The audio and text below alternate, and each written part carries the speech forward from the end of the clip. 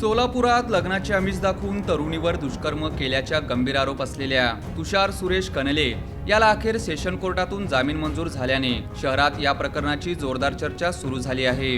Jail Road police ठाण्यात दाखल गुन्ह्यानुसार आरोपीने लग्न करतो असे सांगून पीडितेशी जवळीक साधत वारंवार शरीर संबंध ठेवल्याचा आरोप आहे। पीडितेच्या आईने मुलीची विचारपूस केल्यानंतर संपूर्ण प्रकार उघडकीस आला। आरोपीच्या कुटुंबियाकडे लग्नाबाबत विचारणा केली असता लग्नास नकार देण्यात आल्याचा आरोप फिर्यादीत करण्यात आला होता। या धक्क्यातून पीडितीने फिनेल पिऊन आत्महत्येचा प्रयत्न केल्याचेही समोर आले आहे। तसेच आरोपीने पीडिता आणि तिच्या आईकडून फोनपे व रोख स्वरूपात पैसे घेतल्याचाही आरोप करण्यात आला आहे। या प्रकरणी BNS कलम 69 व 318(2) अंतर्गत गुन्हा दाखल करून आरोपीला 2 मार्च 2026 रोजी अटक करण्यात आली होती। दरम्यान आरोपीच्या वतीने दाखल करण्यात आलेल्या जामीन अर्जावर सुनावणी झाली। तपास पूर्ण झाला असून आरोपीकडून पुढील तपास बाकी नसल्याचा युक्तिवाद बचाव पक्षाने केला। सरकार पक्ष व पीडितेकडून तीव्र विरोध असूनही सेशन जज जयदीप मोहिते यांनी आरोपीला 50,000 रुपयांच्या जातमुचलक्यावर अटी व शर्तीसह जामीन मंजूर केला। या प्रकरणात advocate DN Bhadange, advocate NN Bhadange, advocate Ravi हेडगे, ॲडव्होकेट जेबा सय्यद आणि वसीम अक्रम शेख यांनी आरोपीच्या बाजूने काम पाहिले।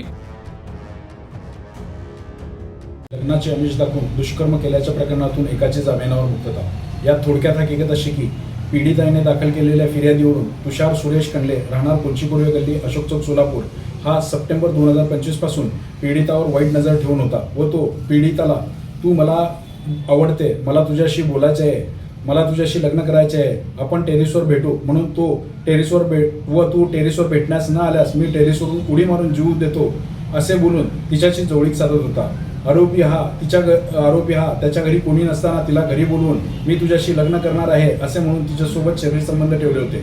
तसेच पीडिता ही सतत फोनवर बोलत असताना पीडिताच्या आईने पीडिताला विश्वासात घेऊन ती रात्रंदिवस कोणासोबत बोलत आहे याबाबत विचारणा केली असता तिने आरोपी तुषार कनले हा पीडितासोबत लग्न करणार असून त्यांचे त्या दोघात शरीर संबंध आले आहेत असे पीडिताने तिच्या आईस सांगितले।